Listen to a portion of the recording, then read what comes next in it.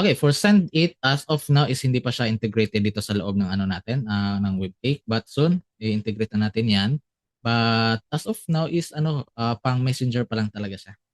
If you want na let's say meron tayong payment first, so gagawa kayo ng ng thank you page. So for example, meron na kayong thank you page, no? Itong pop-up na to, i-save mo lang 'yan. Ito kasi pwede siyang ma-save eh. Tapos save.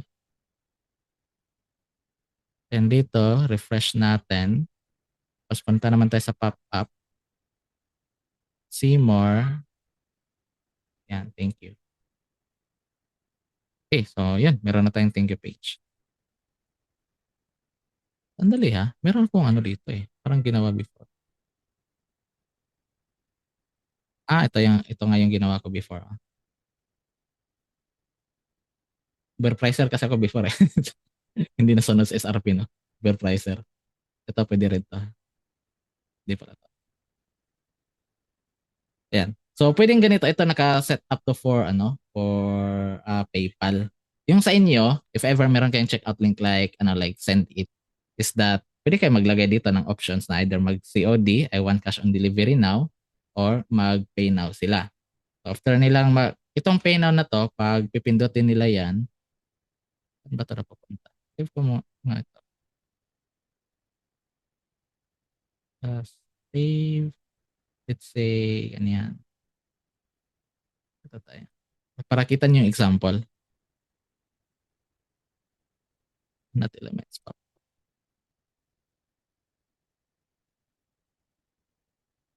Ayan. So let's say ito yung ano natin, ito yung thank you page natin. Once they order, yan, advance, tapos dito is open pop-up, pop-up 1.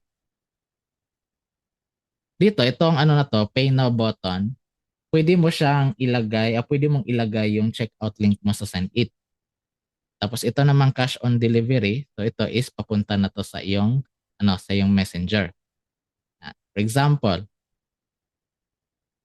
save natin, review.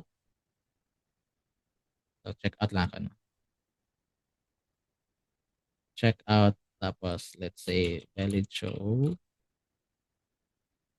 Aves.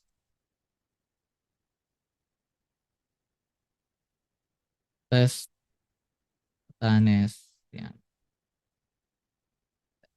Submit order now. Ayan. So pag click ko ng pay now, ito is redirect to sa sa PayPal. With the total total number ng ito naka-set up kasi ito sa PayPal before. Medyo coding nga lang tong part na to. Pay with ganun ang setup niya. If ever PayPal ka or if ever checkout link ka. Tapos pag naman, let's say cash on delivery naman, publish ko nga ito. Nagpe-payment first kasi ako before eh. Maganda din talaga yung payment first. Iwas iwas. Iwas tayo sa RTS. Medyo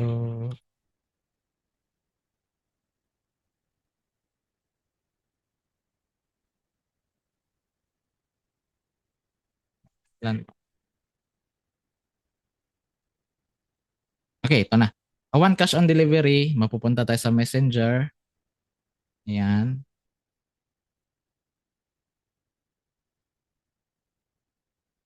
Okay, so this is the page. So ito na yung order niya. But if we click the we click the pay now, so redirect siya sa payment method. Sa pay now, kapag GCash ang payment method mo is pwede naman. Ang tipong dito is i-redirect mo sila sa GCash, gawa tayo ng pop-up. So this will be the GCash or lagay natin dito the payment options. Payment options. Tapos lagay mo lang dito yung let's say this will be the GCash.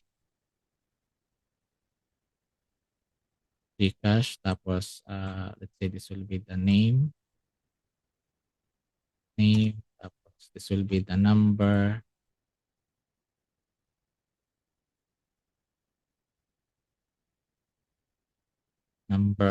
yan.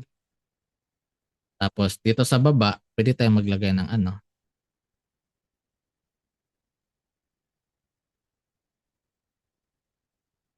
button na submit.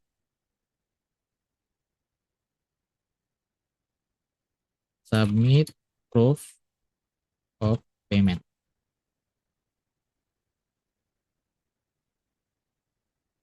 Yan.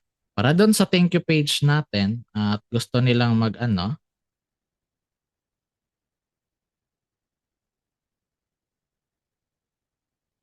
gusto nilang mag-payment first. So doon mo siya ipasa. Let's say ito ay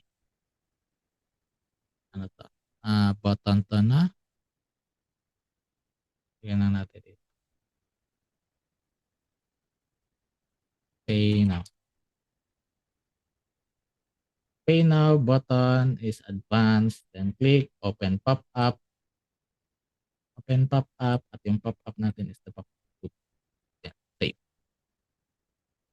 Yan. So ganyan yung ganyan yung magiging setup niya. Papunta siya sa other pop-up na nandun yung payment options or payment details mo.